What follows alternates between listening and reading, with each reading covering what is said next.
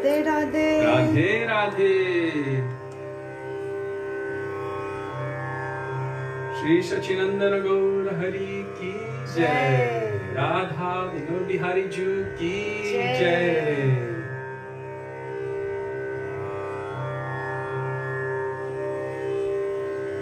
Srila Gurudev Ki Jai. Srila Prabhupada Ki Jai. Rupanuga Gauri Guru Varga Ki Jai. Prabhupada Shri Nityananda Prabhu Ki Jai.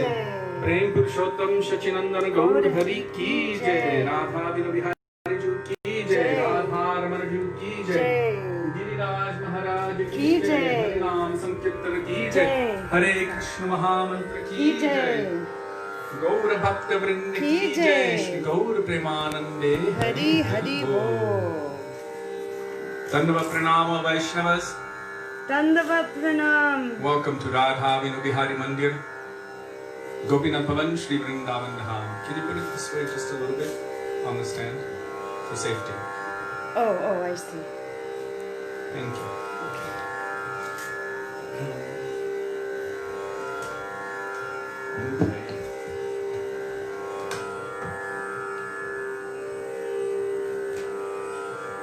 So we will begin, we already did begin with Darshan and Thakurji. We will second begin with Mangala Acharan. Page 1 of this book, Sri Gauriya Giti Guccha. Vandeham Sri Guru Sri Yuta Patakamalam.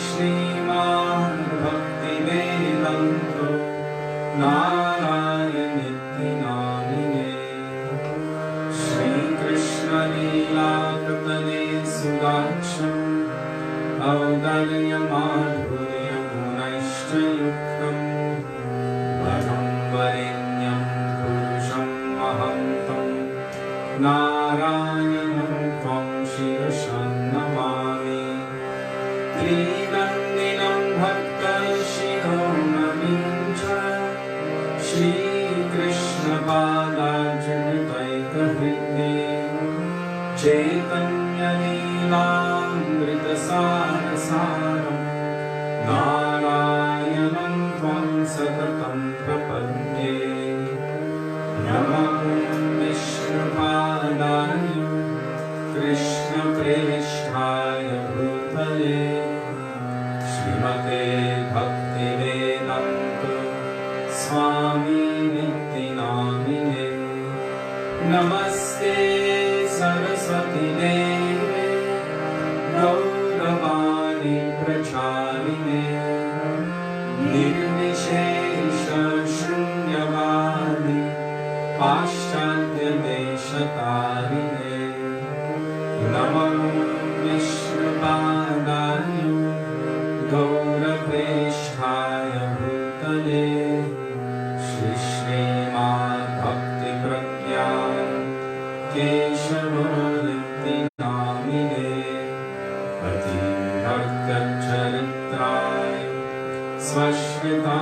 दुष्कृतानञ्चपानिने जीवदुःखे सदर्पानु Shreenam प्रेमदायिने नमः विष्णुपादाय कृष्णप्रेष्ठाय भूतले श्रीमते भक्तिसिद्धान्त सरस्वतीति नामिने श्रीवर्षभानुनि देवी दयिताय कृपाभये कृष्णसम्बन्धविज्ञान दयिने प्रभवे नमः माधुर्योज्ज्वलप्रेमाद्यं श्रीरूपानुगभक्तिना श्रीगौरकरुणाशक्ति विग्रहाय नमोऽस्तुते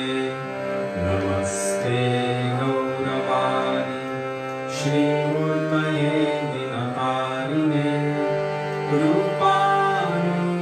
रूपानुगम्भिर्भापो सिद्धान्तध्वन्तहारिणे नमो गौरकिशोराय साक्षाद्वैराग्यमूर्तये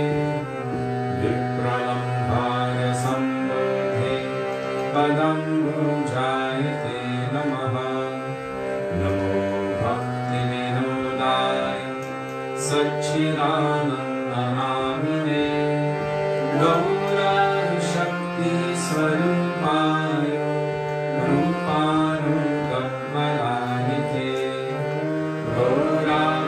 गौराविर्भावभूमे स्वं निर्देष्टा सजनप्रिय वैष्णवः सर्वभौम श्री जगन्नाथाय ते नमः वञ्चाकल्पतरुभ्यश्च कृपासिन्धुभ्य एव च पतितानां पावनेभ्यो वैष्णवेभ्यो नमो नमः नमो महावदन्याय कृष्णप्रेमप्रदायते कृष्णाय कृष्णचैतन्य नम्ने गौरद्विषे नमः हे कृष्णा करुणा सिन्धो दीनबन्धो जगत्पते गोपेश गोपिकान्त राधाकान्त नमोऽस्तुते तप्तकञ्चन गौराङ्गी राधे वृन्दावनेश्वरी वृषभानुसुते देवी प्रणमामि हरिप्रिये जयतां सुरतोपङ्गो मम मन्दं मतिर्गति मत्सर्वस्वपदं बोधो राधामदनमोहनो दिव्यवृन्दारण्यकल्पद्मलं श्रीमद्रत्नागारसिंहासनस्थो श्री श्रीराधा श्रीलगोविन्ददेवो प्रेष्ठानि मे सेव्यमानो स्मरामि श्रीमन्त्रसरसारम्भी वंशीवततस्थितः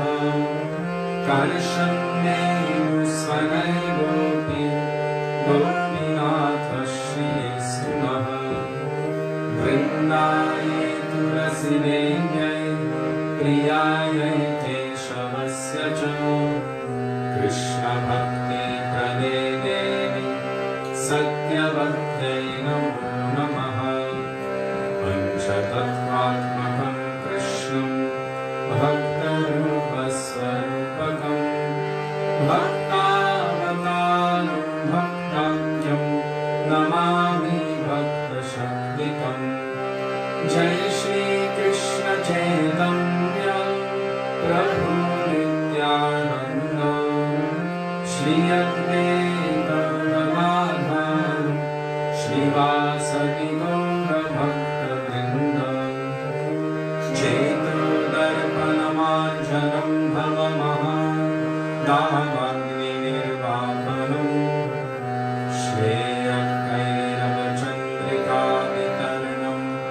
विद्यावधूजीवनम् आनन्दं बुद्धिवर्धनं प्रतिपदं पूर्णामृतास्वादनं सर्वात्मास्नपनं परं विजयते श्रीकृष्णसङ्कीर्तनम् हरेर्नाम हरेर्नाम हरेर्नामेव केवलम् हरोम्यस्येव नस्येव नस्येव गतिरन्यथा हरे कृष्ण कृष्ण कृष्ण हरे हरे हरे राम राम राम हरे हरे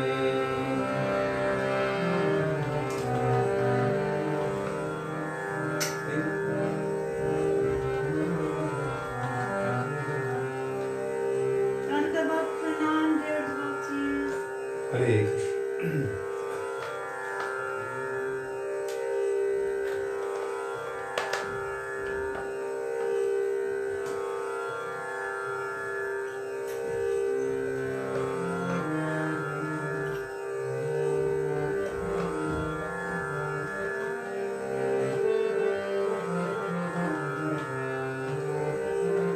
गुरुदेव कृपा बिंदु दिया।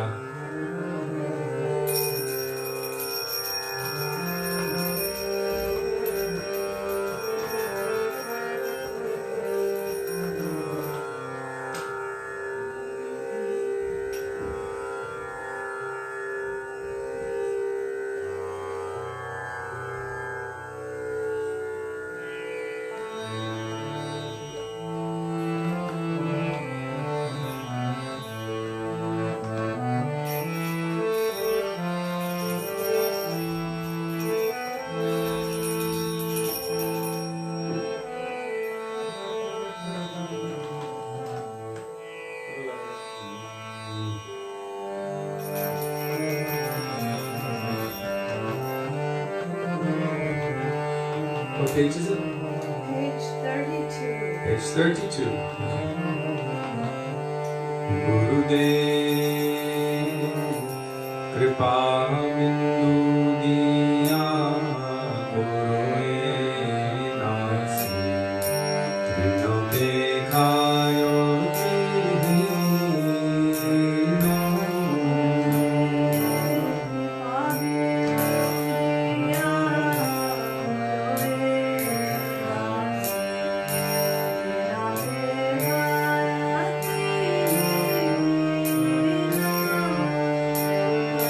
Sakala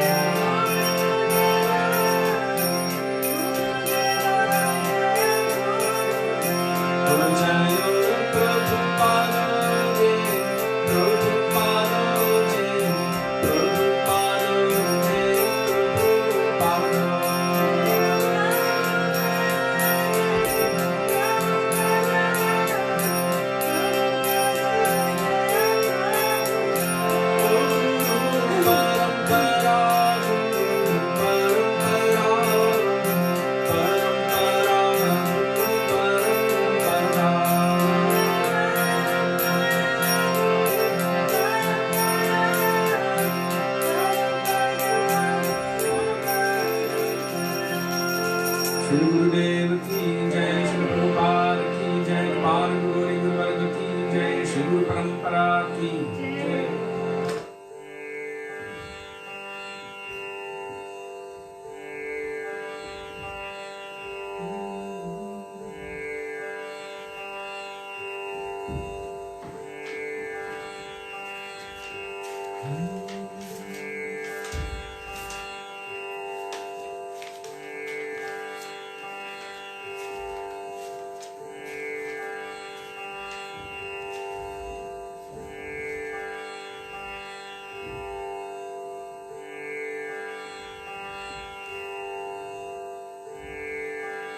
Kripa Karo Vaisnava Thakur, age 40.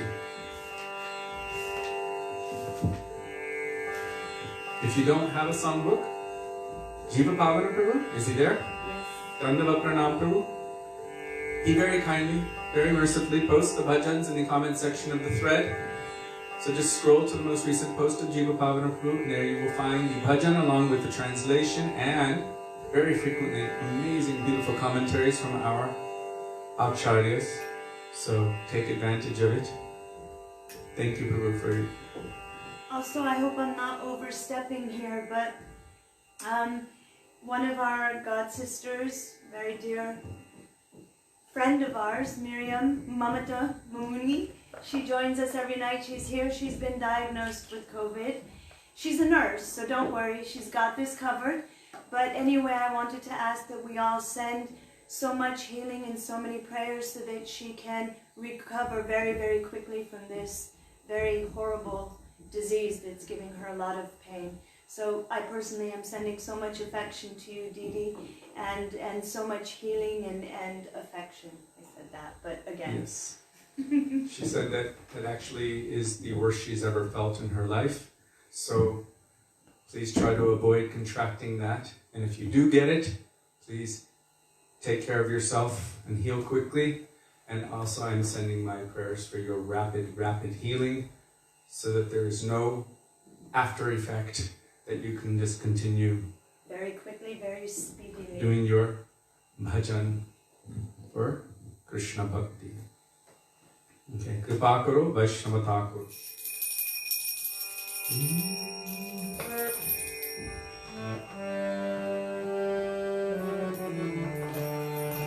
She said, now I have time to follow your classes. She always keeps a great sense of humor.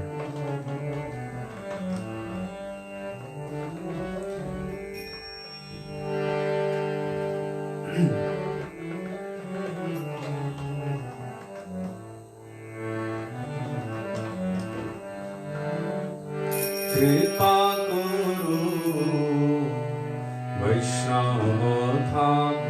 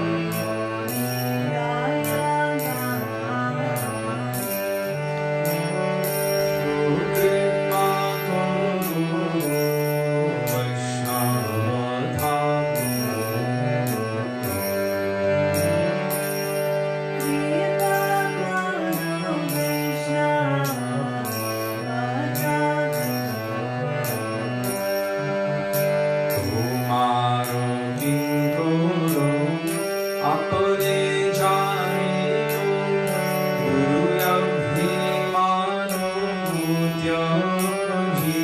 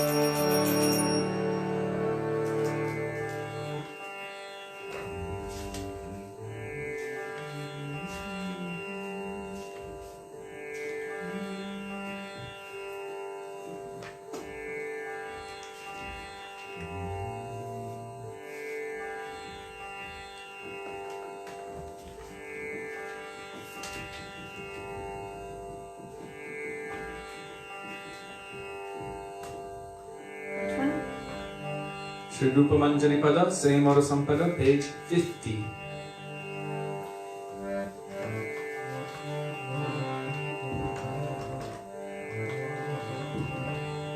Open that.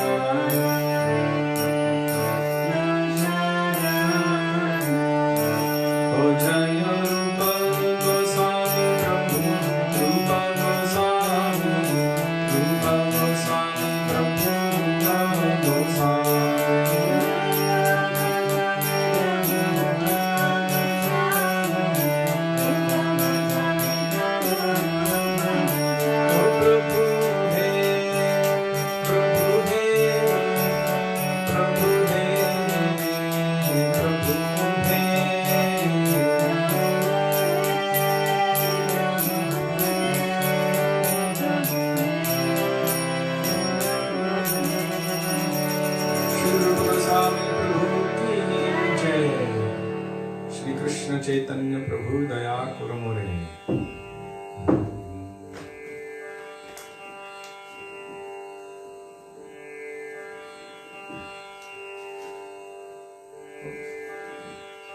I had you to do a recording page, but not for 96.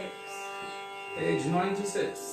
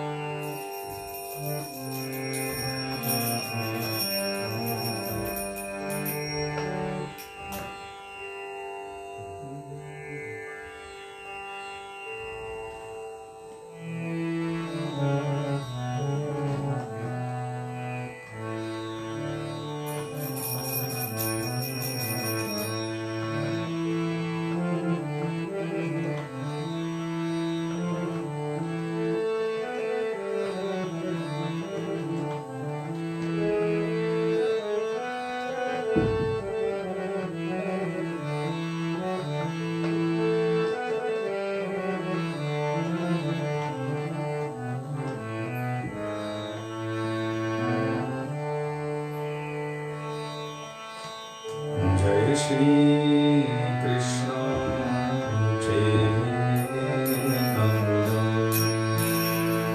Prabhu Nityananda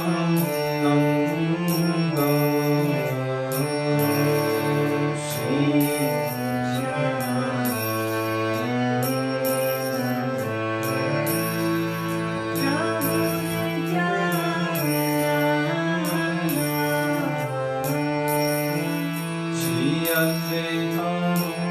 Gadadhar Shivasadi Gaura Bhakta Vrinda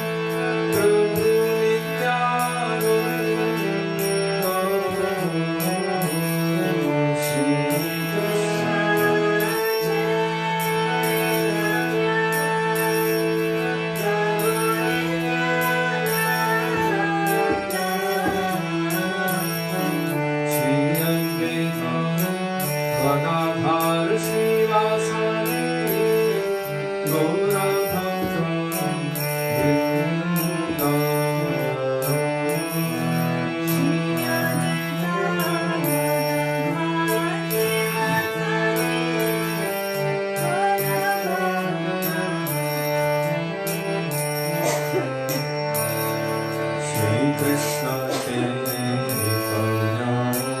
Prabhu Daya Gurudev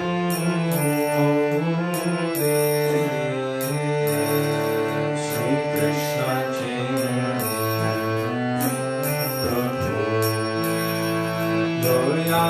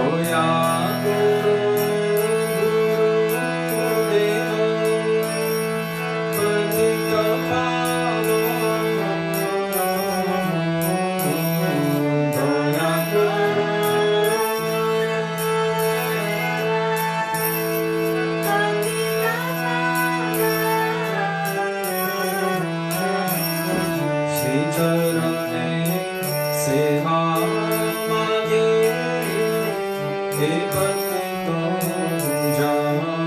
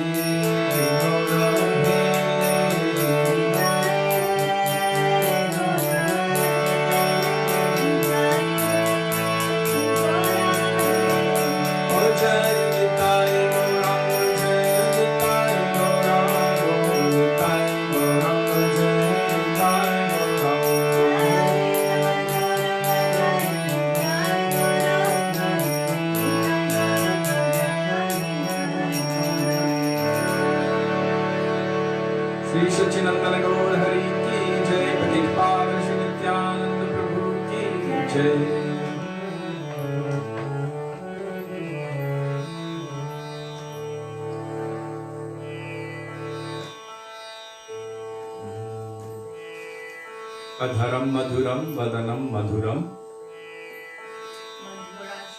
Shri Madhurashtakam Page sweet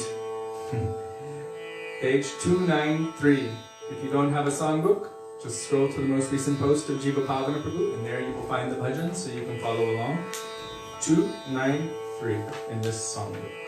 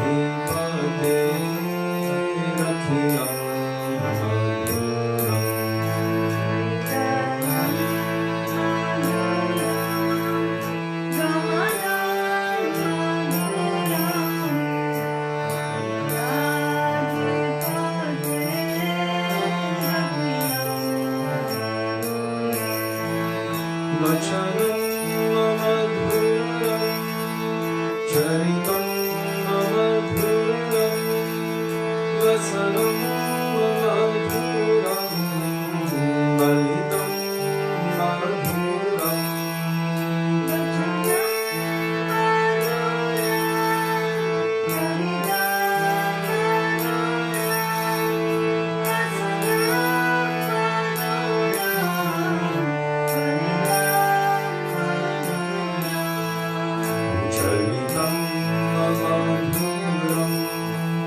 भ्रमितं मधुरं मधुराधिपदे रथिलं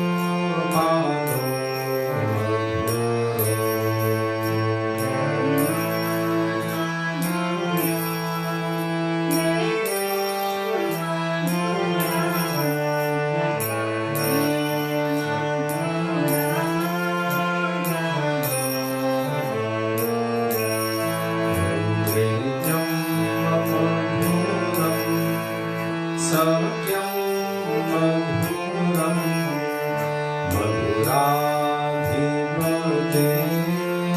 रथिलं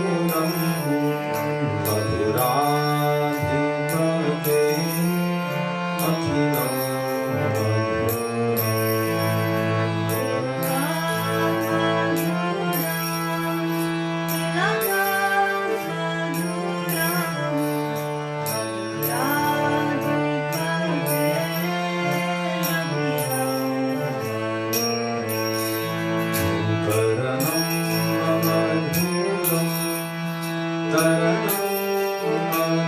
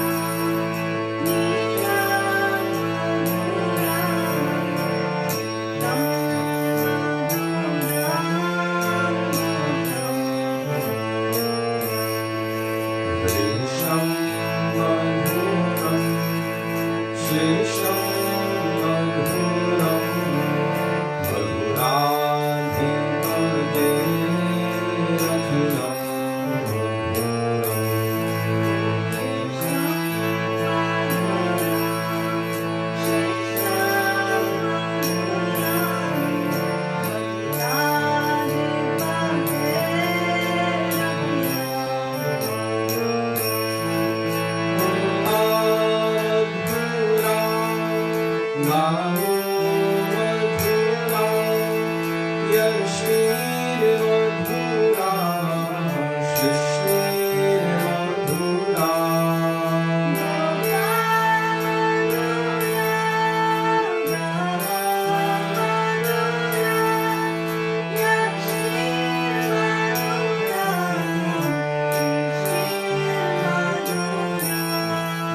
Balitam Madhuram Balitam Madhuram Madhuradhipate Rakhitam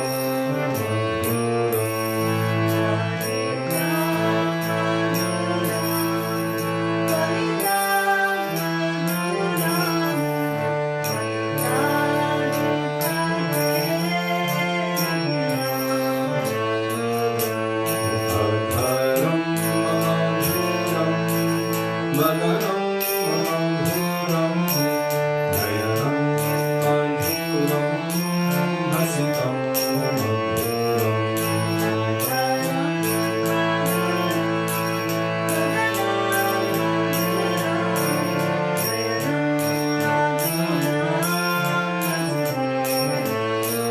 Hridayam Madhuram Navanam Madhuram Madhuradhipate Rakhitam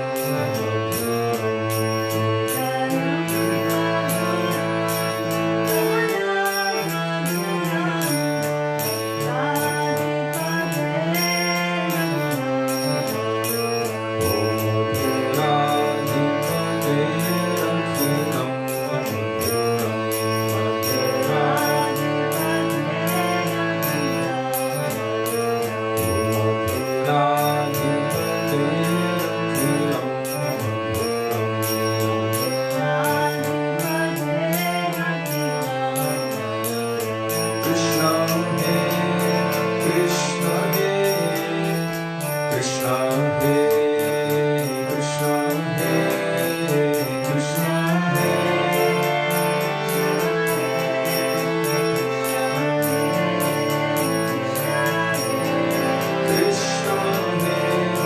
Krishna He Krishna He Krishna He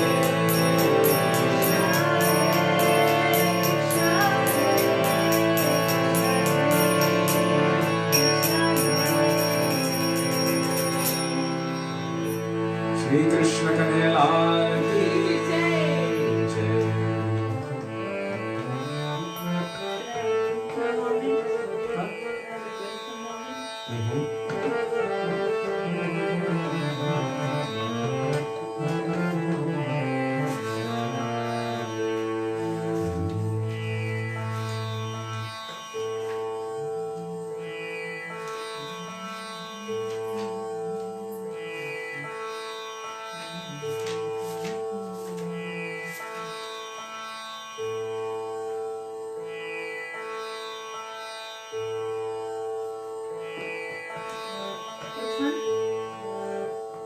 I'm thinking one second.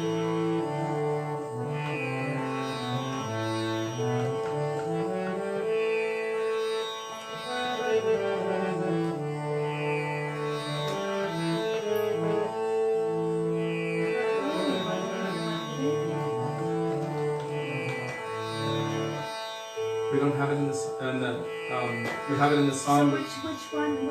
I'm looking for another one.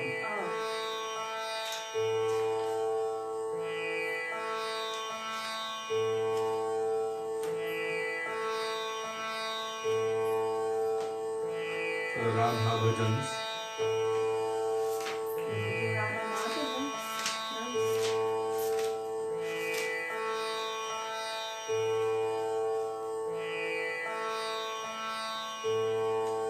This is Radha Rani ones. Going right back to Guru Gauranga.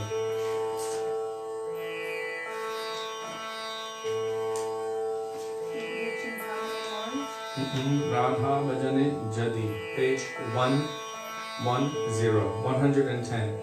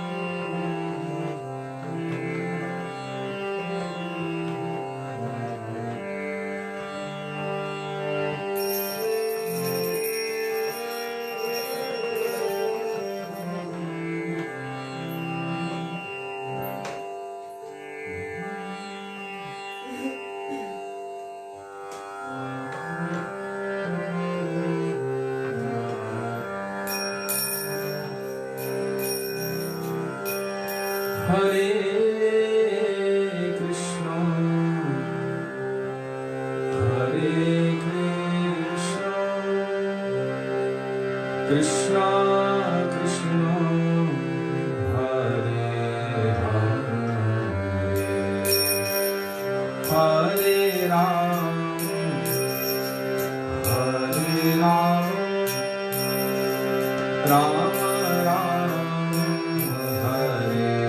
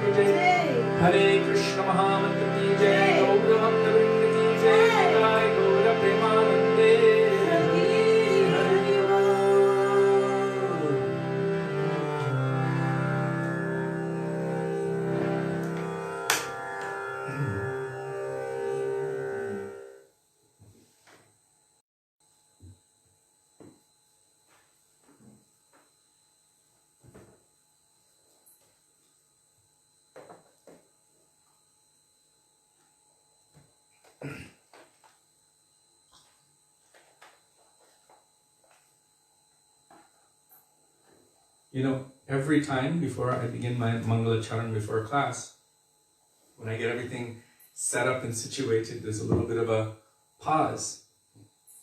Because I witnessed Srila Gurudev, Bhaktivedanta Narayan Goswami Maharaj, giving instruction at such a time. Every time the pause comes, I remember him. Because there was one devotee, they were like, and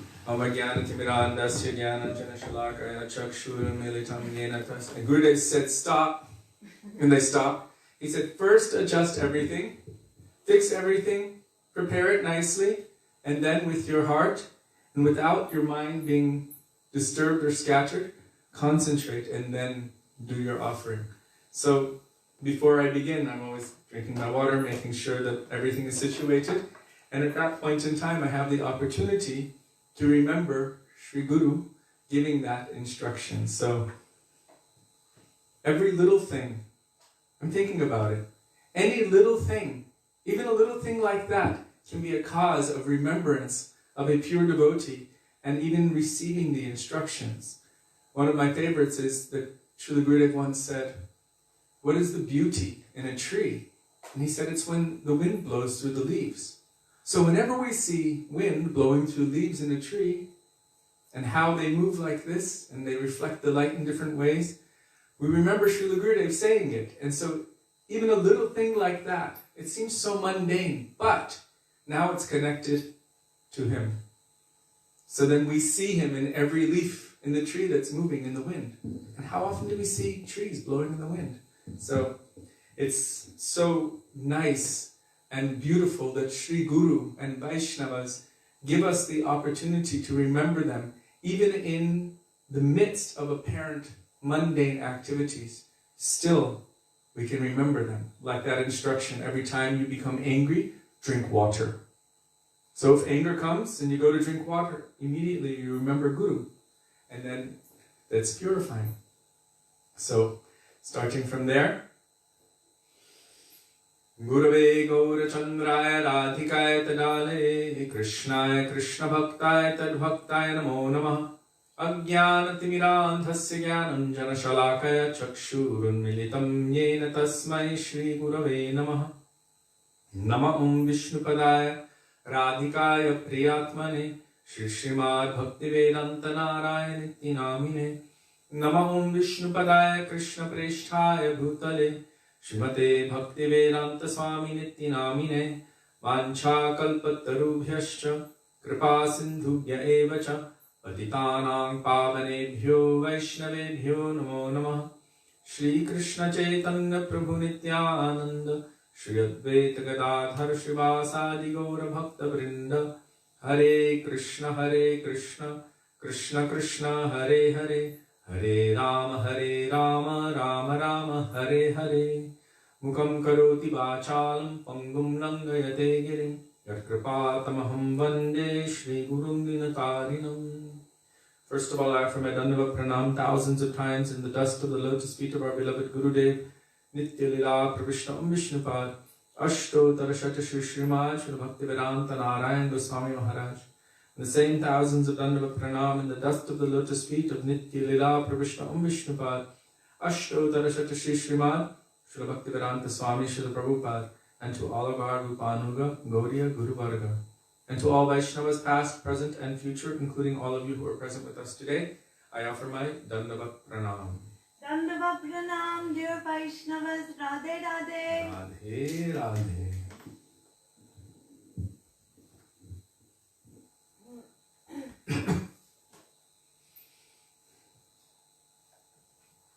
So once again, I just wanted to remind everyone that one of our dear members who generally comes and joins this program every evening has recently been diagnosed with COVID, and she is also enduring a lot of difficulty. She said it's quite intense for her, and she said if someone doesn't agree with it, they're welcome to come and hang out with her. So anyhow, this disease takes all kinds of strange turns and courses. So in whatever way it goes, I just pray, and I also request all of you to pray for Miriam, Mamata Muni's benefit, so that she will become better and healthy very quickly, so that she can continue her seva and also continue her bhajan unimpeded. So just praying for her. Okay. So we should continue with going beyond Vaikuntha. There's so many things to discuss. And what I've noticed is that as we're going beyond Vaikuntha together, then so many of those discussion points also manifest. But from yesterday, because we were discussing puppets, that if we're not a puppet of Krishna, then we will be the puppet of Maya. As we have seen that picture of the marionette puppets being played on by the three modes of material nature, goodness, passion, and ignorance. I looked up the word puppet today in Bhaktivedanta database, and there, of course, Srila Prabhupada said, "Make me a puppet in your hands." And so I posted a beautiful picture of Prabhupada with his arms in the air. You could tell his face is in deep, deep concentration meditation. And that quote from his prayer which he wrote, "My dear Lord, I'm just like a puppet in your hands. If you want me to dance, then make me dance. Make me dance. Make me dance, O Lord. Make me dance." Something like that. He wrote it on the Jaladuta, on the ship, when he arrived in America. But this concept of independence, that I have independence at every moment, we should understand what independence the jiva has. It's very, very minute, very small. The independence that the jiva has is either to be under the control of the material energy or under the control of the spiritual energy. We have to be controlled, because that is the nature of vibhina angsa. Infinitesimalness or infinitesimality, whatever, extremely small to the maximum degree, vibhina angsa, means we must always be dependent on something. And if we're not depending on Guru, Gauranga, Radha and Krishna, then we necessarily must be depending upon the material energy. So we ended yesterday with that prayer that everyone has to become a servant or a dog of someone, a puppet of someone. So let us be the puppet of Krishna, because really everything is going on under his direction anyway. So instead of trying to be separate, I read it today, Srila Jiva Goswami was talking about it.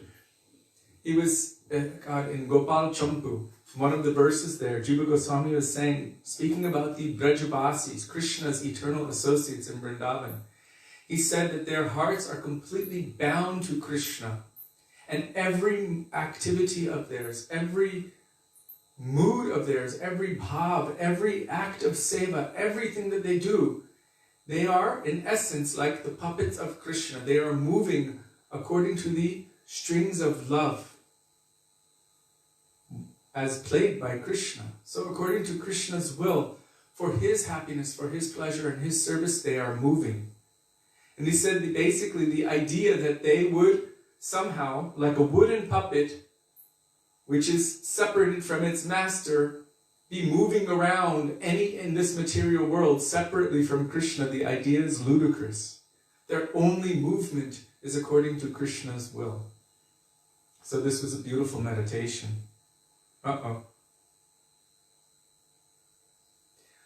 Question, is anyone else's skipping, or is it just Susan Moon's?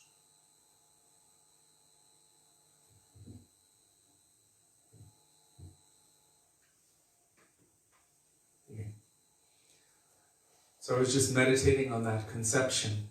The conception that the jiva, we think that I have free will at every moment within the material world. But as long as we are acting according to the laws of the material energy, we're not really exercising our free will, in a sense. we are accepting or consenting to be controlled by the material energy. We have consented. If we are going toward Krishna and toward the pure devotees, then we have consented to be controlled by the transcendental energy. Under the control of Yogamaya, or Krishna's internal transcendental potency, there is only the mood or the moods of loving affection for Krishna. Krishna is the center and everything revolves around Krishna. Anukulyena Krishna Anushilanam.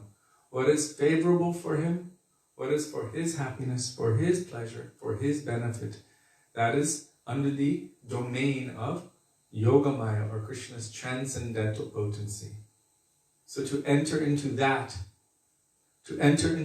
realm, the realm of seva, the realm of the soul, the realm of love and affection, our Sanatan Dharma, the eternal action or function of the eternal soul, that is our hope and our goal and our aspiration.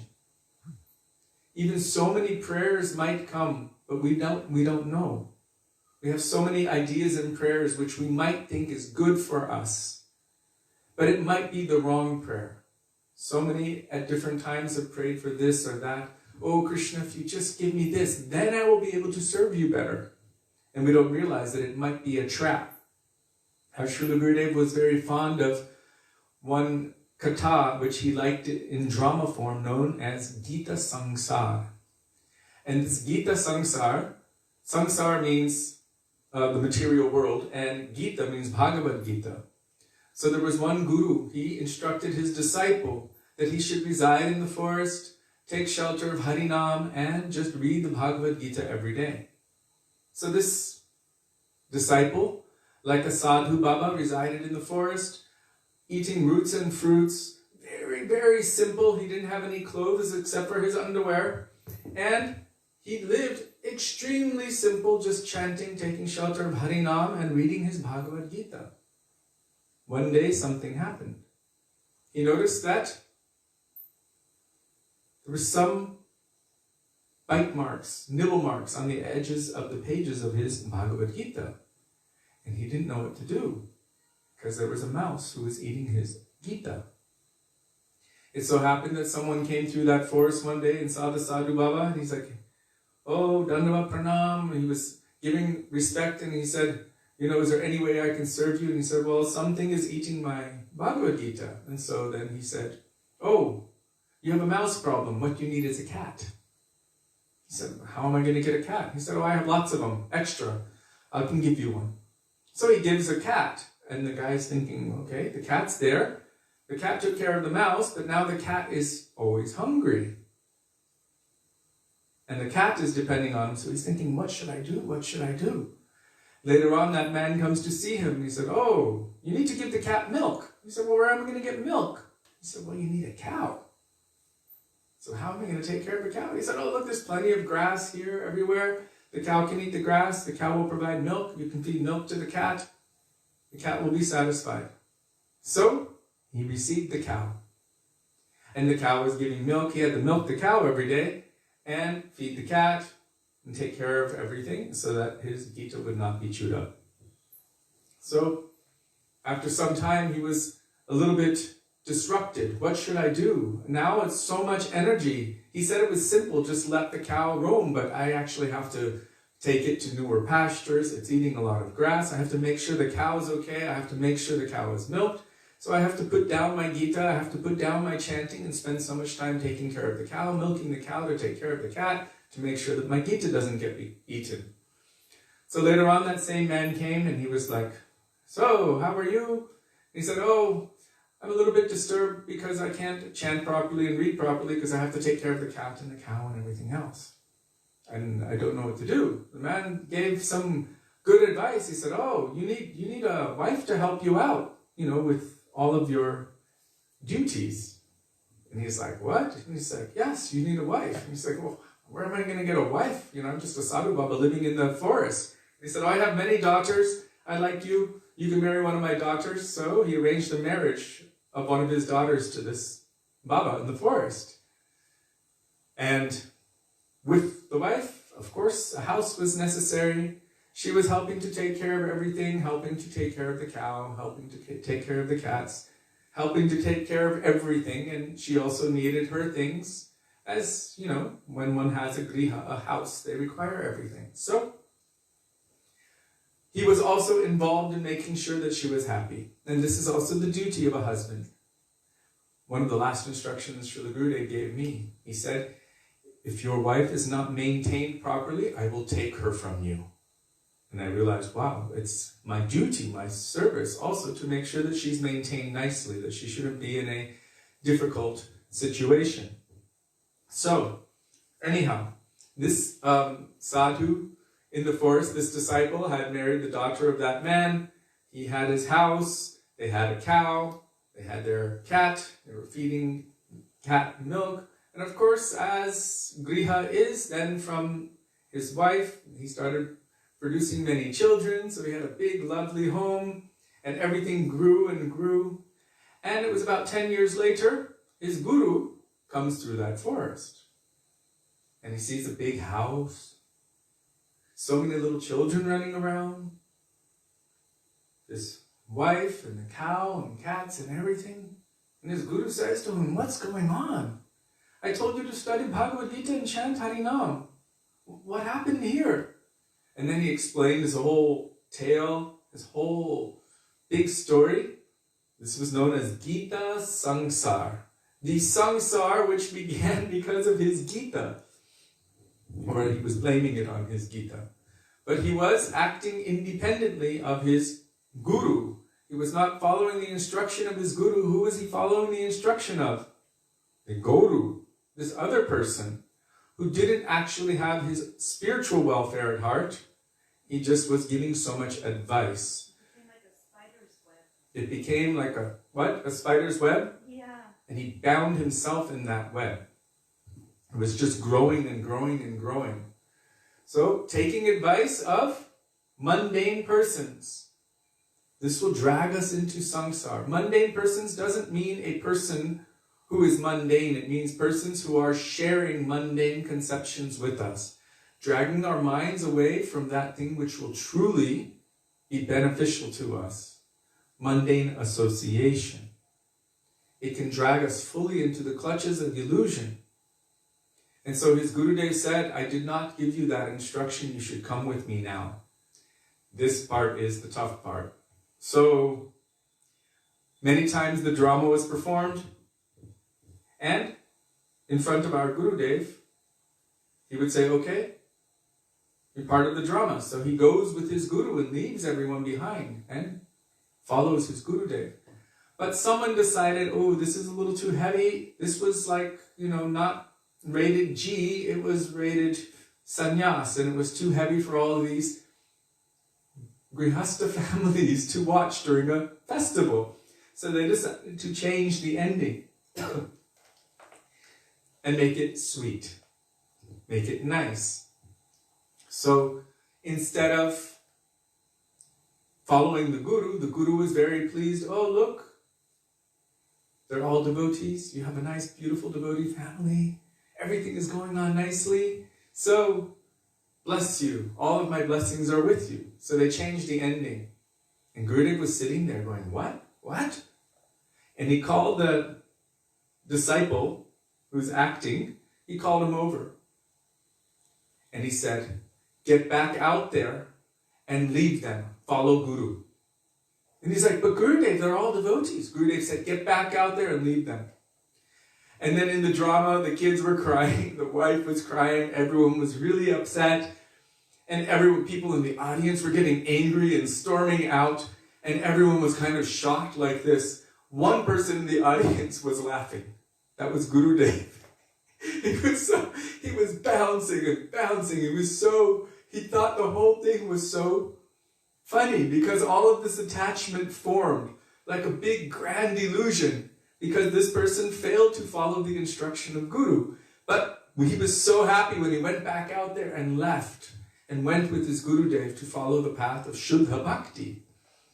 And so after that, then they adjusted the approach. They made the family ingrates. They made the wife really, really mean and rude and crude and kicking him out and saying, we don't want you, we don't need you. And so it was more tolerable. But I remember even the fact that there was sannyas going on. This was after the disappearance of our Gurudev. One devotee was doing this drama again in remembrance of our Gurudev. And even though they made it that the whole family was really terrible and horrible to this disciple who was their father and husband, and that they were leaving to go with Gurudev, there were some people in the audience who knew that they were going to perform that drama. And they were so heavy toward the person who was going to produce the drama.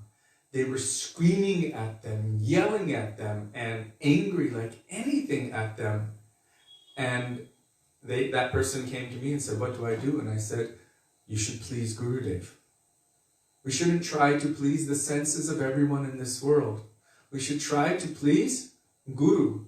If we try to please Guru, yata taror mula nishechanena tirpyanti tatskanda bujopashaka prano paharachayadindriyanam tataiva sarvahanamachyutejya.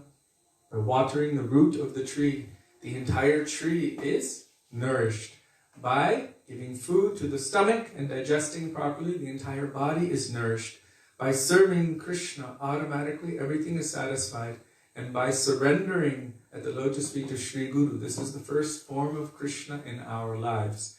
So I was just sharing this in terms of the idea of being independently minded from Gurudev, meaning being completely selfish and self-centered, and also taking the advice of those who don't have our true benefit at heart.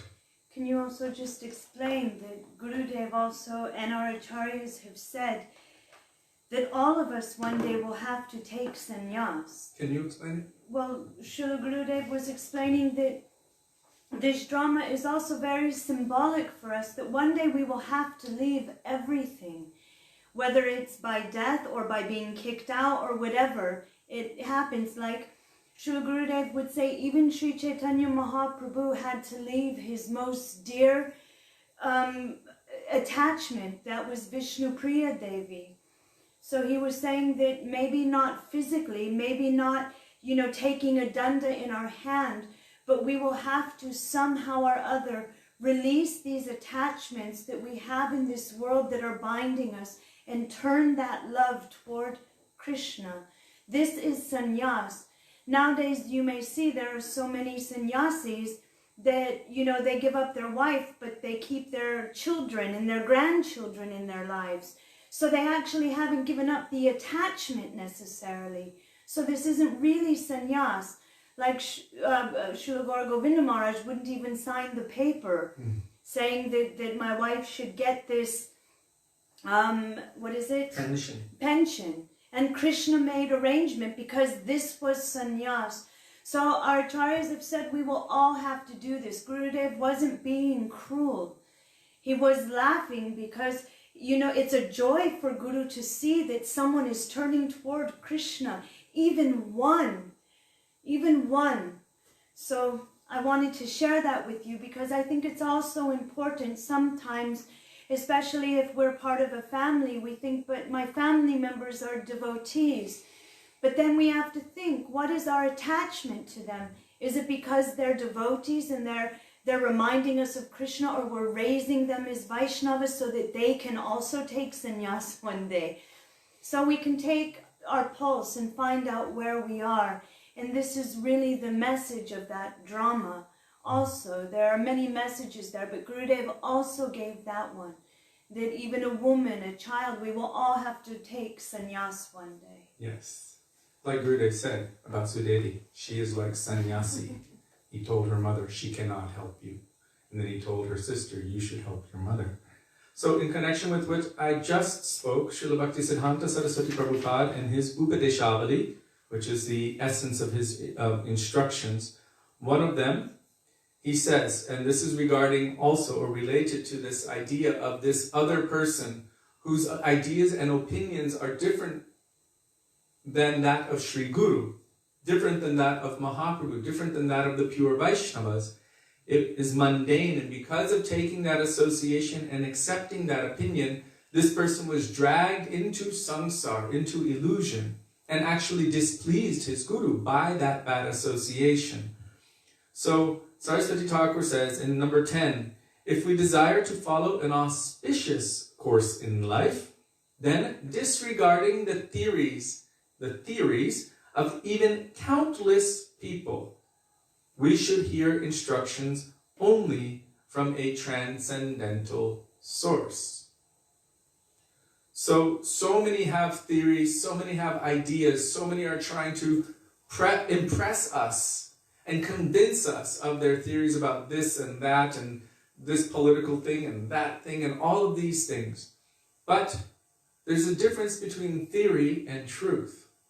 What is truth? Krishna is truth. Shastra is truth. So many millions of theories are there. Srila Prabhupada said, whose opinion are we going to listen to? He said, millions of people have opinions, and there's so many contradictory opinions. Whose opinions are we going to listen to? He said, so we should accept the opinion of Krishna. And the opinion of Krishna is not different also than the opinion of his pure devotees. So we should accept their opinions. And then in the number 13, because Sudevi just said something interesting also in this relation. Helping to draw conditioned souls away from their perverted attachment to the material energy is the greatest compassion.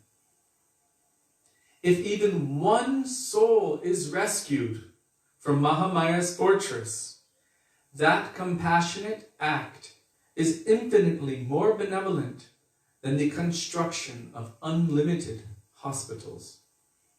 If even one soul is rescued.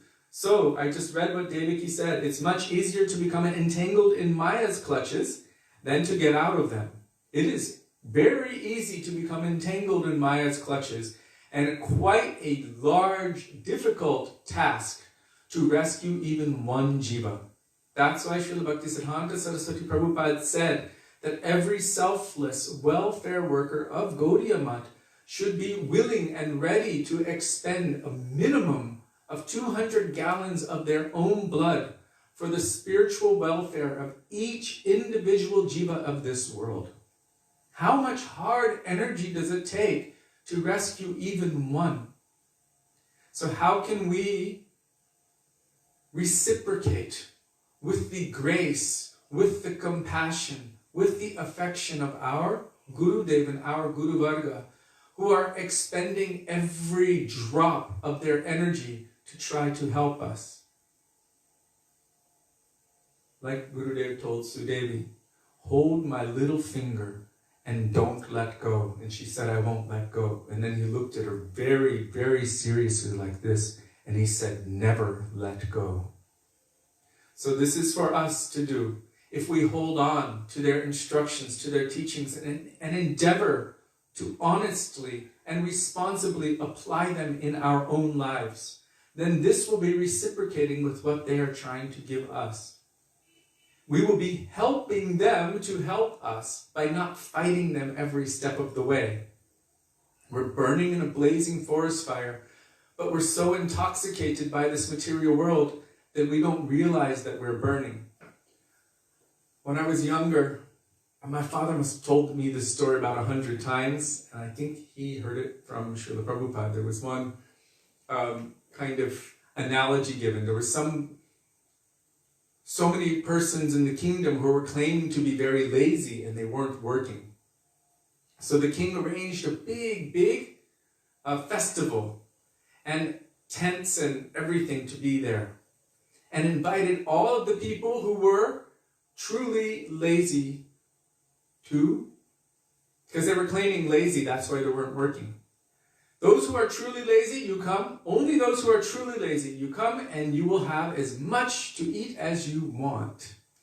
So the tent filled up with thousands of people. Big pandal with thousands and thousands of people, so many different chambers. And they were all sitting down there, taking their prasadam. And then the king arranged for it to be set on fire. And as it was burning, everyone jumped up and ran out. Except for two. There were two people who were just lying there going, wow, this place is on fire. Wonder what's going to happen. And then the king accepted those two as who were truly lazy. The rest of them, he said, you should work and provide and be part of society. Because they had the energy to get up and run out. So I'm sharing this as a remembrance of also what we have received. We have the opportunity, we have received the opportunity in the mercy of Gurudev. We should somehow try, and I'm using the word should, we should try to reciprocate. Like Gurudev said, please be merciful to me. Make me happy by becoming happy yourself. Chant your Harinam. This is the request of Gurudev. He doesn't need us to chant our Harinam for him. He needs us to chant our Harinam for ourselves. But because of his nature of compassion, his nature of mercy, he feels that it is kindness upon him that we ourselves are becoming happy. So even by making an endeavor on the process of bhakti, Gurudev said to try is bhakti, then this will be pleasing to Gurudev. Some little endeavor, something. Maybe start today with 1% and then increase and increase a little more and a little more, a little more every day or every week, something. Try to give more and more of our energy to the service of Krishna. In order to do that, we will simultaneously have to withdraw that percentage of our energy from the material world. Today I read from Srila Bhaktivedanta Saraswati Prabhupada. He spoke that in the endeavor of trying to withdraw our energy from the material world, if we are not placing our energy in the transcendental, meaning turning towards serving Krishna, but just trying to retract our energy, we will be binding ourselves more in Maya. So it's not possible to give up Maya by trying to only avoid Maya.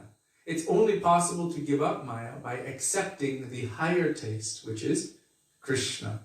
So all of the activities of bhakti, all of the steps, all of the processes, this scientific process of Krishna consciousness that our Gurudev, that our Guru Varga, that our sadhus, our Shastra, Sachinandan Gaura Hari Chaitanya Mahaprabhu, that they have given us, is how to awaken the higher taste, by which automatically that lower taste is relinquished. When one accepts that higher taste, then that lower taste will become not just tasteless, but distasteful. When one has actually tasted the nectar of Krishna Bhakti Ras, it will produce a greed in the heart that will drive one to run forward more and more toward serving Krishna. So, what Srila Bhaktisiddhanta Saraswati Prabhupada said here, if even one soul is rescued from Mahamaya's fortress, one soul, and we've seen this same statement made by all of our Guru Varga, if even one seriously takes it up and follows and is rescued, then I will find that my mission is successful. If even only one. And we see how our Guru Varga have struggled to help us. Even at such an elderly age, traveling like with more energy than any teenager. It's exhausting to travel. Sudevi and I did it for 19 years and we haven't been able to travel this year, but we've been traveling constantly. 1 week in each location. And in each location, then we have to move from one place, one house to the next every single day. So it's exhausting. And I wouldn't say we're so young anymore, but we started when we were quite young, maybe 25, around there. And we've been going every year. But imagine after 70, after 75, until 90, like our Srila Prabhupada. He left 1965. He left India. Very elderly age, at the age of 70. Our Gurudev, Srila Bhaktivedanta Narayan Goswami Maharaj, left in 1996. And traveled until 2010, until he was 90 years old, constantly moving and traveling from one place to the next enduring so many difficulties himself, physically, but desperately trying to give us mercy. This is their nature. Helping to draw even one soul away from Mahamaya's fortress is infinitely more benevolent than the construction of unlimited hospitals. Because unlimited hospitals will only help your material body, but will keep you bound in samsara. So, it's a temporary help. And then what? After that, in your next life, continuing through samsara. Janma, mrityu, jara, vyadhi, dukkha, doshana, darshana. Birth, disease, old age, and death will continue. So that's not really merciful. It's temporary. It's like a band-aid over cancer. You got a cancerous thing here and you put a band-aid over it, but it doesn't really cure the problem. What is the problem? There's only one problem. Can anyone, the first one who can write, what is the only problem? What our Gurudev would always say, there's only one problem. What is that problem? Whoever writes it first, besides Sudevi, will get a prize.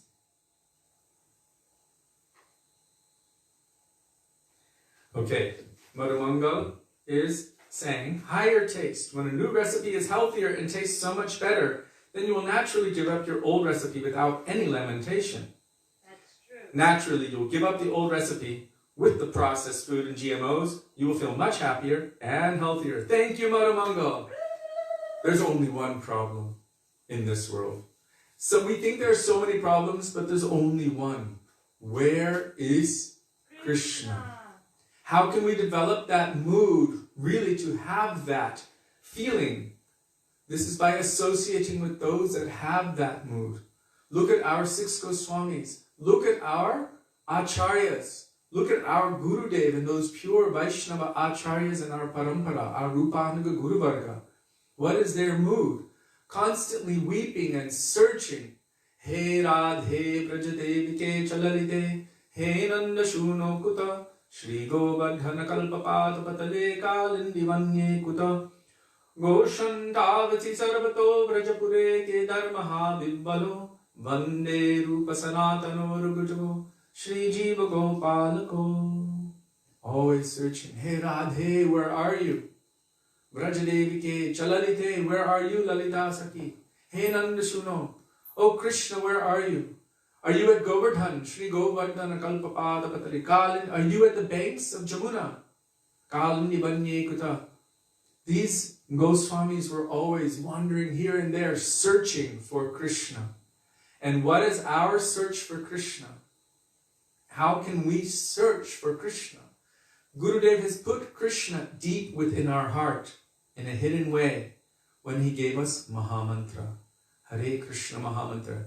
And he's given us the treasure map, how to find Krishna within our heart. What is that? What is the process of walking that treasure map to find that treasure? Hare Krishna, Krishna Krishna, Hare Hare, Hare Rama, Rama Rama, Hare Hare. Where is Krishna? So on that beautiful note,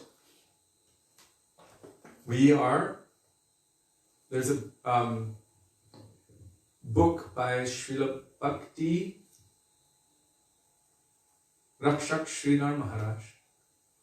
One is called Search for Sri Krishna, Reality the Beautiful.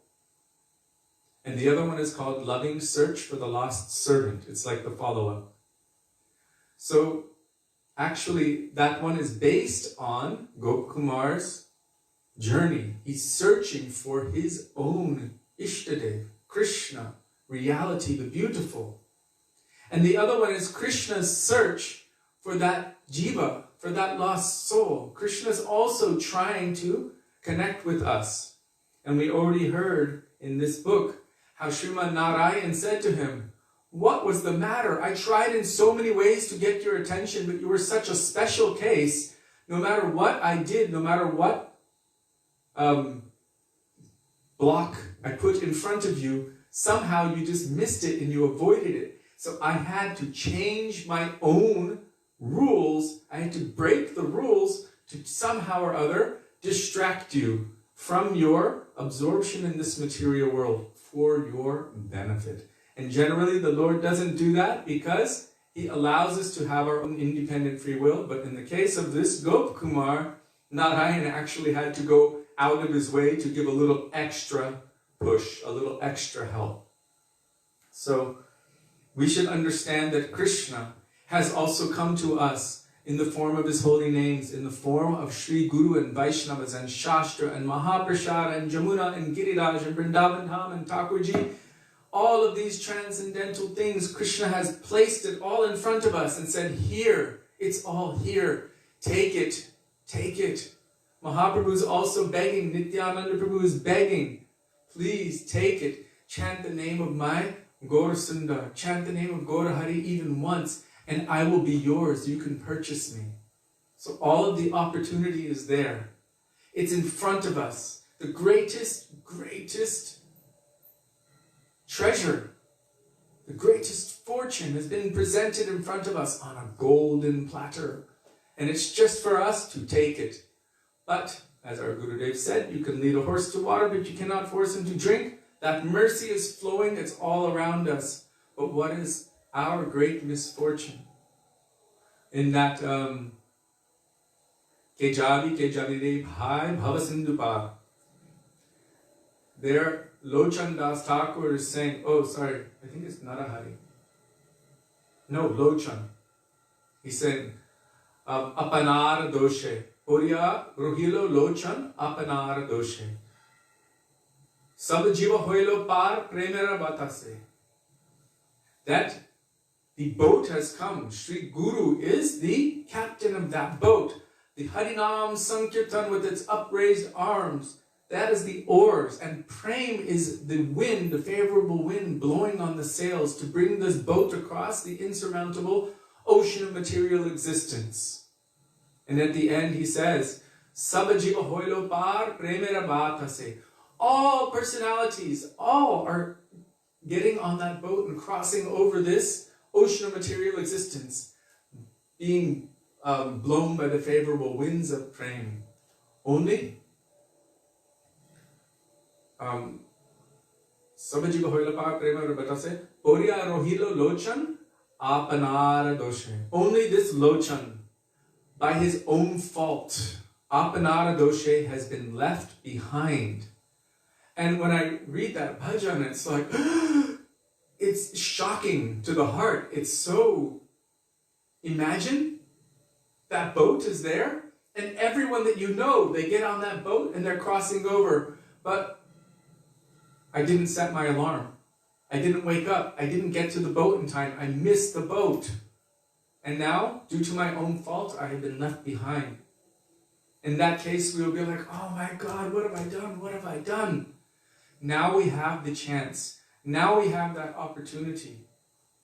We've been given the best opportunities in every possible way.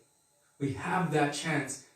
The greatest gift sitting in front of us, awaiting. Not just awaiting us, but like, take it, take it. It's for you. You can run on this path. And then we can look later on and go, my God, I just let it go. This is the most shocking thing, the most horrific thing, that boat is going and I have been left behind due to my own fault. So we don't want to be like that. We want to take advantage of the opportunities which have been presented in front of us. So how to remember Krishna, never forget Him? We must avail ourselves of the opportunity of somehow or other remaining with or meeting with as often as possible the devotees of the Lord, those who will encourage us and remind us to remember Krishna, those who by their own bhajan are always absorbed in remembering Krishna. And if we cannot be physically in their association, then somehow or other taking their association through their books. This is called Shastriya Sadhu Sangha. And before, when they talked about Shastriya Sadhu Sangha, they didn't have photos and videos readily available, but now we do. Tons of videos of transcendental personalities speaking on all of these subject matters. And as we're watching them, it can create udipana, stimulation in our hearts to follow them, to take shelter of them. And when the opportunity presents itself that we can actually have the physical association of any pure, great Vaisnava, Rasik, Bhavuk, Mahabhagavat, we must take advantage of that opportunity. And by that, we will be, our hearts will be enveloped in their mood. And a greed, a transcendental greed may arise in our heart to also become like them, to dedicate our lives in that search for Sri Krishna, reality, the beautiful. So now, before entering into this transcendental treasure, going beyond Vaikuntha, we will pray to the commentator, our Srila Gurudev, Srila Bhaktivedanta Narayan Goswami Maharaj, and also the original manifester of this transcendental literature, Sri Sanatan Goswamipada. In the words of Sri Raghunath Das Goswami, Vairag Juga Bhakti Rasam Prayatnair Payanan Mam Ravikshamandam Kripam Vadir Yapara Duk Duki Sanatana Spam Prabhum Ashrayami, begging in the dust of their lotus feet that made even a particle of their moods, or many particles of their moods, which are present within these pages, manifest within our hearts.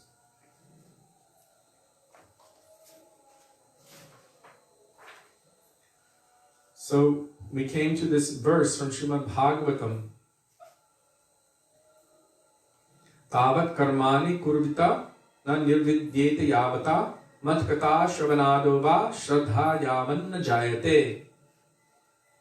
One needs to follow the path of karma kanda only as long as he has no renunciation.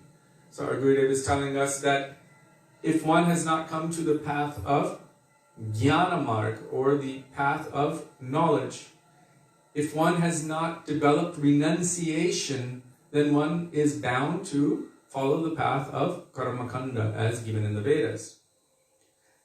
At the time when renunciation comes and he understands that worldly attachments are a source of misery, worldly attachments are a source of misery, and that I am a spirit soul, he will no longer need to follow the path of karma.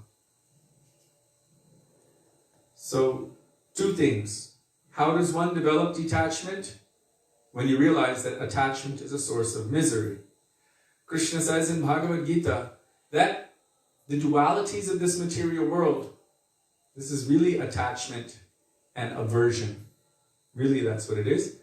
He said it comes like the seasons, summer and winter, and that one should learn to tolerate these dualities without being disturbed. Think the verses Matra Sparshas Tukamteya Shitoshna Shuga Dugata Agama Paino Nityas Tangstatik Shashva Bharata. One should learn to tolerate these without being disturbed. In other words, if one has attachments, then the result of that is when that attachment is cut, so much pain and misery will come.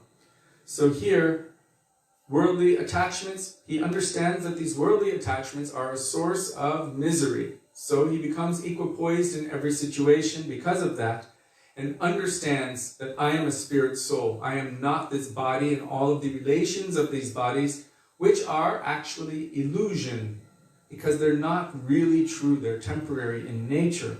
So then he will no longer need to follow the path of karma. Then he can go along the path of Gyan. Gyan means knowledge. Generally, this path of Gyan, it's aimed at freedom from suffering.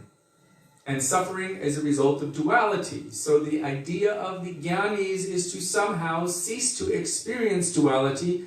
Therefore, they want to merge and become one, with the divine energy, or nirvana, or the white light, to cease to experience separateness, in a sense.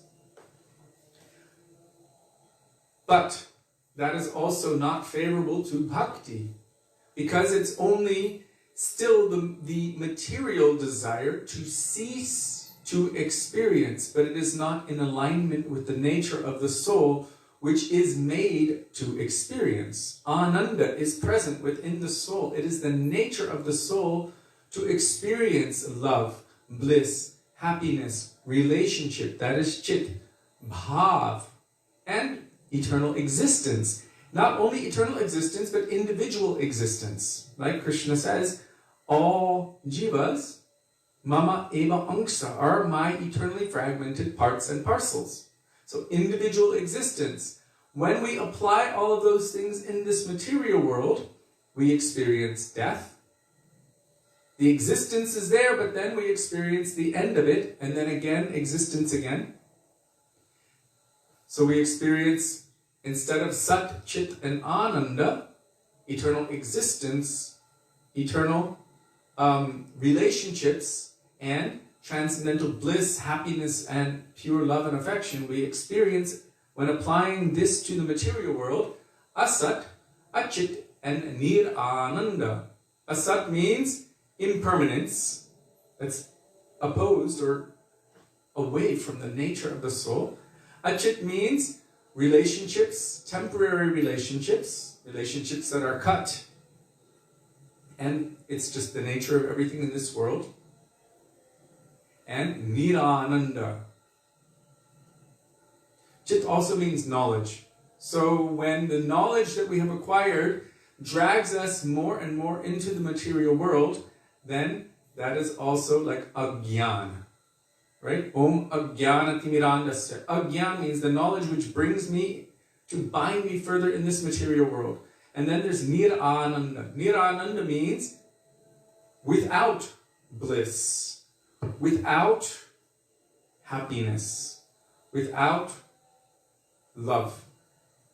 So in this material world, the love in this material world is said to be not pure because it always has with it some condition. The purest love, it doesn't mean it is pure, but the purest love in this material world is that of a parent to its child. But still, love in this material world is conditional. That's why in Sri Chaitanya Charitamrita it is stated, Atmendriya priti bancha taribalikam, Krishnendriya priti icha dhare premanam. The love of this material world, because of its selfishness and conditional nature, is said to be lust, because I want to get something out of it. We shouldn't think that this word lust only means sexual lust. Lust also means that I want to gratify my senses through that medium. And it can also be through the enjoyment of having children. This is also sense gratificatory. Oh, I love this. I want to enjoy the pitter-patter of their feet and the sweetness of their voices. And oh, they're so cute and sweet. And then when they spit in your face and yell at you and say, I didn't ask to be born in this world, and, you know, I hate you, then it's a very different emotion that comes out. So it's impermanence. But what is pure love? Krishnendriya priti icha, the desire to serve the transcendental senses of Krishna. That is known as prem. So this material world, when the Sat, Chit, and Ananda is applied in the material realm via the medium of the material coverings, then it is all perverted. So the perverted reflection is manifested as impermanence, foolishness, lack of knowledge, and the experience of brokenheartedness, frustration, sadness, all of these other emotions. When it is applied to Krishna, then only Sat, Chit, and Ananda in their pure forms are manifested or exhibited. That is eternal existence, transcendental knowledge of eternal relationship with Krishna, and bliss, happiness, love, and affection. And even the transcendental moods of separation, which might appear to be suffering, all of our Guru Varga have explained, because they are actually within that realm of prem and ananda, they actually dance on the heads of all kinds of bliss that we might consider to be blissful of this material world. Even the separation of the transcendental realm. So, beyond the realm of karma, beyond the realm of jnana, jnana karma adi anavritam, bhakti removes those two Then Gurudeva said, Shravana, Kirtana, Smarana, Pada Sevana, or any other way of bhakti comes, then also there is no need to follow the path of karma. That means when one is following the path of bhakti, Shravana, Kirtana, Vishnu Smarana, etc., then those things can also be put to the side. They are not essential for one who has taken to the path of bhakti. So that was a recap of yesterday. We still have a few minutes. For example, Rabindranath Tagore never studied in school, nor did he go to college. He was taught at home. He's a famous writer of Bengal prestige. He's like their national hero. He's one of India's national heroes, actually. He was contemporary of Bhaktivedanta Thakur. And Tagore actually is a changed pronunciation of Thakur, as far as I understand. So he was taught at home. First, his parents taught him, and after this, a tutor came and taught him. The acquisition from his previous lives was such that automatically he became highly learned. For him, studying in schools was not necessary. Something popped up on my phone the other day, and there's a lady in Kerala, in South India. She decided to keep herself busy during the 6 months of COVID lockdown. In Kerala, it's one of the most locked down places.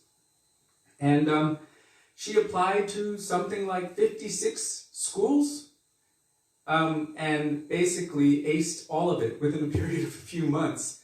She's got this natural aptitude and ability. She just was able to take all of these classes, and she got all of these degrees from all of these schools. What would normally take years, she did it in just a couple of months. And she did them all like simultaneously. So some persons have that natural aptitude from previous lifetimes. You can also see it in people like classical singers of India. Like, who was it? Sanjeeva Bhyankar, very amazing singer.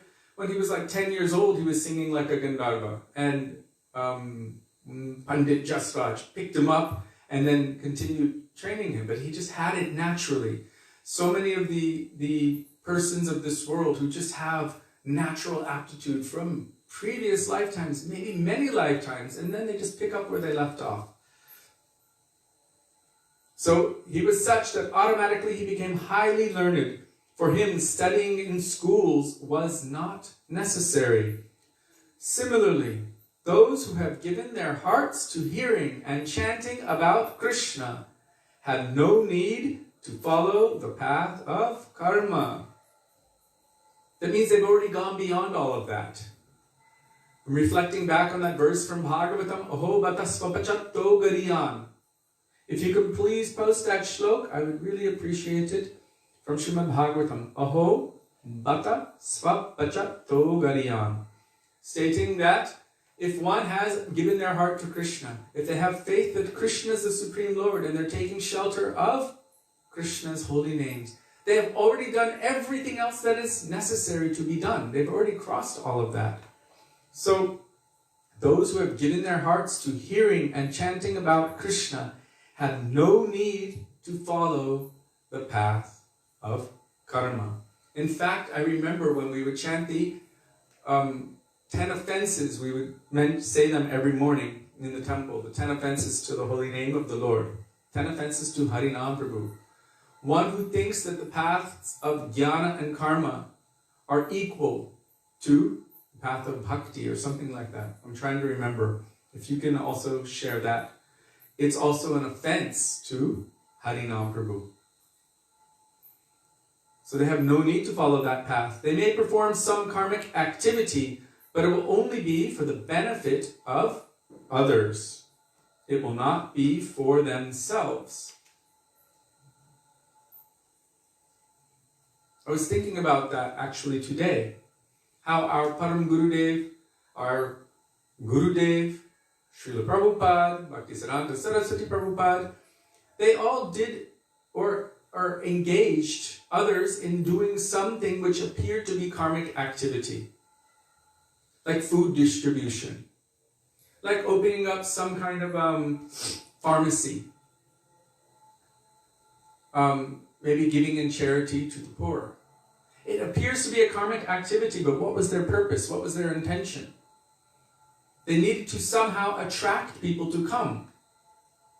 And when those people would come, they would come to that place, then they would receive the opportunity to hear about Krishna, to hear about bhakti, to hear the truth of Srimad Bhagavatam, to associate with devotees.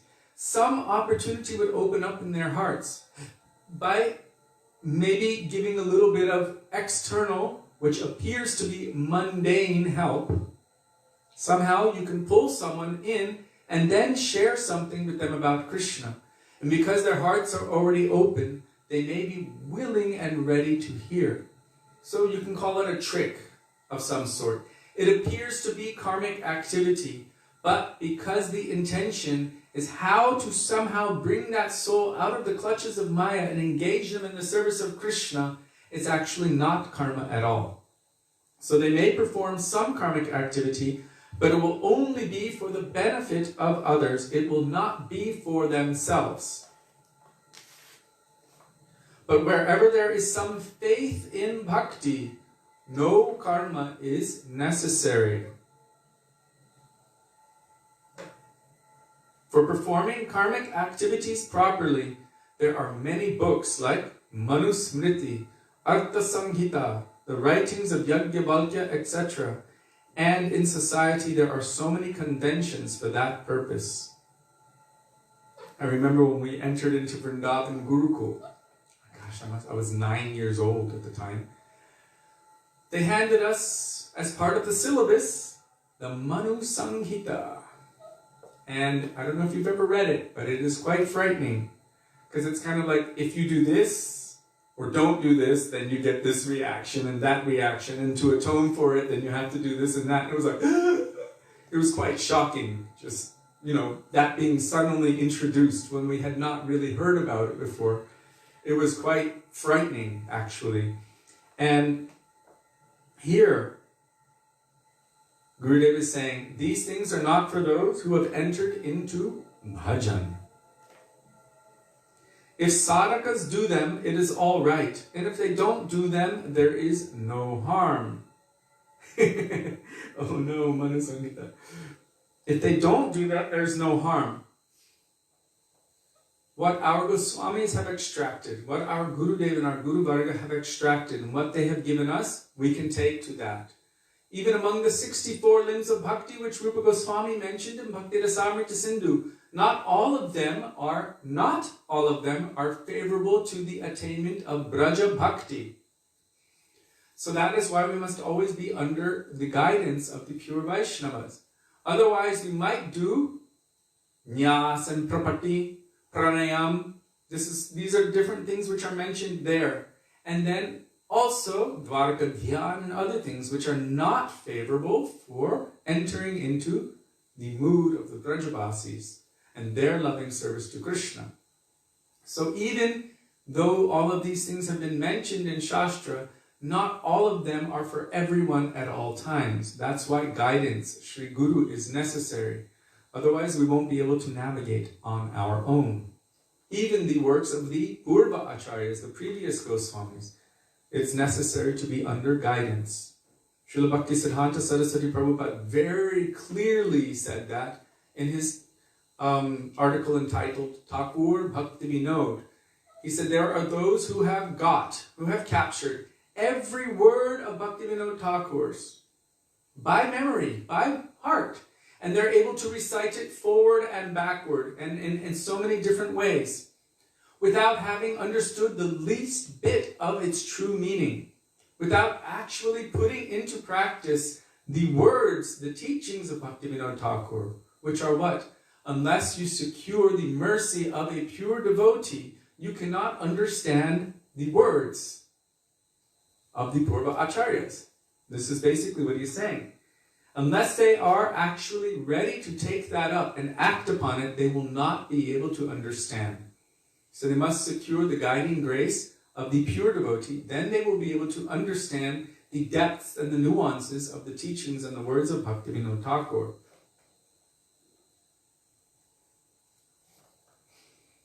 So it is essential to be under guidance. These days, it's quite popular because we have database in Google.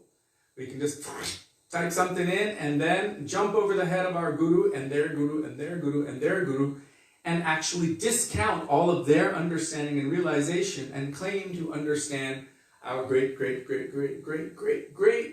grand guru's explanation by discounting all of our own guru parampara. This is not the process. Our process is, as explained by Krishna, evam parampara praptam idam rajashayo vidu sakalene ham mahata yogo nashta parantapa. We accept it from our Gurudev. What my Gurudev spoke, what he instructed, I should accept what he has given me. And then all other Vaishnavas will support what my Gurudev has given, and that will be a testament to who I can take association from. If they're breaking my faith in my Gurudev, especially if my Guru is really transcendental, Sri Guru, and trying to take my faith for themselves, trying to remove my faith, then I should not accept them as Shiksha. Shiksha Guru's function is to increase my faith in my Diksha Guru. So if sadhakas do the activities of karma and following these other Samhitas and everything, it's all right. And if they don't do them, then there's no harm. But what our Gurudev and our immediate Guru Varga has given us, we should follow that. Some people read the Gita verse, Sarvadharman Parityajya Mamekam Sharanam Vraja, and they take it to mean, leaving aside all material attachments, follow the path of karma and come to my shelter. They take it to mean that one should follow the path of karma and take his shelter. Because Krishna is saying, Sarva dharma parityaja, all dharmas, give that up. Mam ekam sharanam vraja, follow me alone. Mam ekam. Somehow they just translate it to mean follow the path of karma. But what did our Goswamis say? Leave all attachments and also leave the path of karma. Just as all of our previous acharyas did. And as so many devotees have done. Being a soul surrendered unto the Lord, Raghunath Das Goswami left his home. Did he engage in any karma kanda activities? Not knowing bhakti rasa. Those of meager intelligence follow the path of karma. But for those who understand the true nature of bhakti, there is no prescription for such activity. They are above karmic activity and atonement. The Lord himself sometimes performs certain karmakanda functions for the benefit of the world, and saints and devotees also do it, but only for the welfare of this world. Yadyaracharati shreshtas tattarevetarojana sayat pramanam kurute lokastad anuvartate. Bhagavad Gita 3:21. Common men imitate the actions of great men. Great men means those who are in big positions. Everyone follows the standards which great personalities establish. That's why it was necessary for those who were educated to put into position rulers or great personalities. Educated means in all knowledge, including bhakti tattva. They would place into position leaders who would actually benefit society. These days, as our Srila Prabhupada said, the world is run according to the system of demon crazy. We call it democracy. It's millions of people full of material desires who put someone in a position who will support and endorse us and increase our fulfillment of material desires. Right? They're representing my material desires. Most people don't put into position someone who's going to say, don't do that, follow Ekadashi, you should follow the path of bhakti, avoid all sinful activity. No, we want someone who's going to allow us to enjoy this material world. So that is called demon crazy. That's what Srila Prabhupada called it. And traditionally, the Brahmins would put people into position, the kings, who would benefit society, who would keep everyone, controlled to the point where they would be self-controlled. They would not do sinful activities. They would be very dharmic. They would avoid killing animals. They would avoid doing all kinds of sinful activities. And because of that, because of good kings, there would be abundance of foodstuffs, abundance of gems, abundance of everything that made everyone peaceful and happy in society. This is all discussed in Shastra and Srimad Bhagavatam, Bhagavad Gita. So if there's a good person, then all those who are following will also imitate, will emulate their qualities, if that is your leader. If the leader is arrogant, proud, puffed up, egotistical, selfish, self-centered, what is the word? Krishna says, I am perfect, powerful, and happy. If anyone gets in my way, I will kill them. Others who got in my way, I have killed them before. I am surrounded by all of my aristocratic relatives, and whatever's favorable for me, I will maintain, and anything which is opposed to me, I will destroy that. So there's divine and demonic natures. If that person is in charge, that kind of person, then the society will also emulate that. And you can look around the world and see how it has been going on for all time. When there are those who are in positions of prominence, even within Vaisnava circles.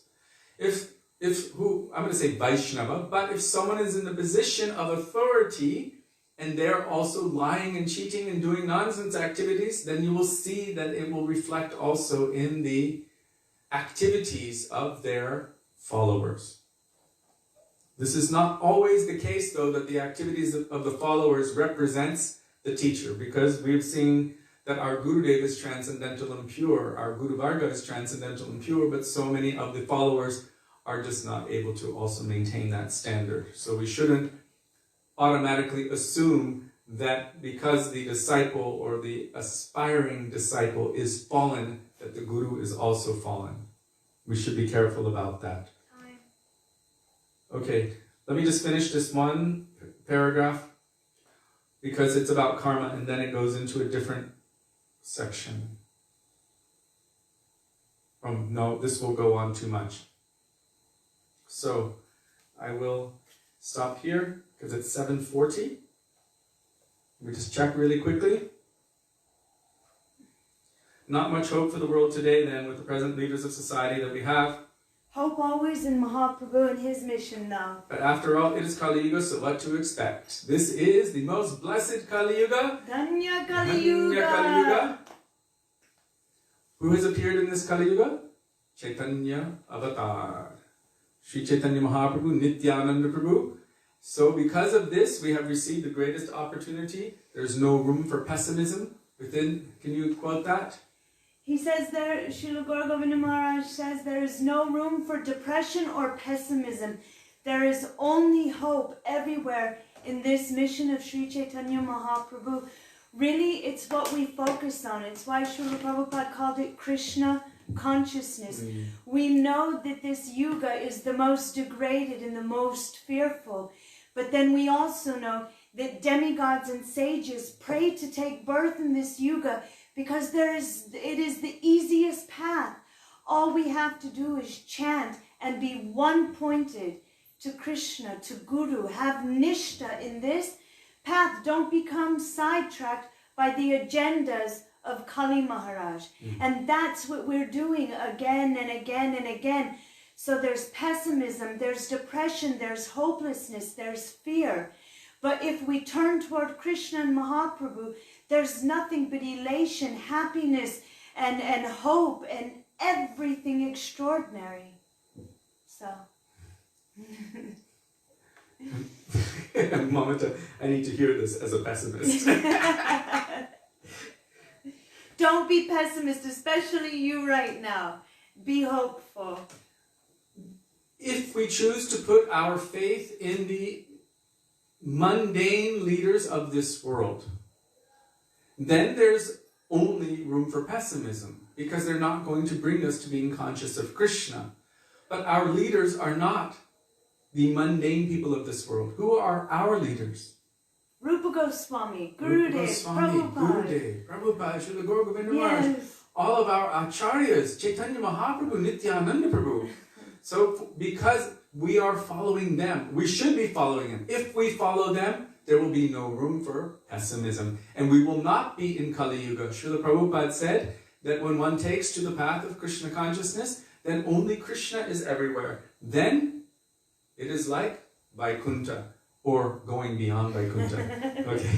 Srila Gurudev ki jai, Srila Prabhupada ki jai, Rupananda Guru Varga ki jai, Gaura Bhaktivedanta ki jai, Gaura Premanande, Hari Hari Bo.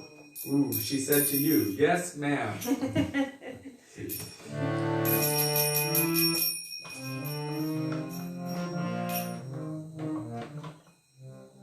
Hare Krishna, Krishna Krishna, Hare Hare, Hare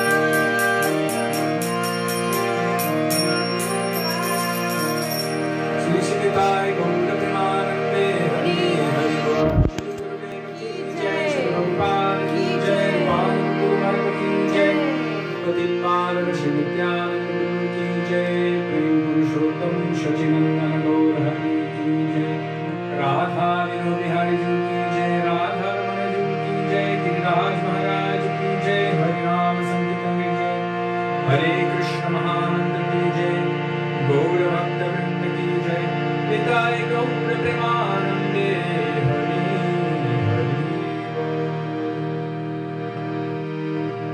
Govind Damodar माधवे थे, गोविंद दामोदर माधवे थे, गोविंद दामोदर माधवे थे, गोविंद दामोदर माधवे थे।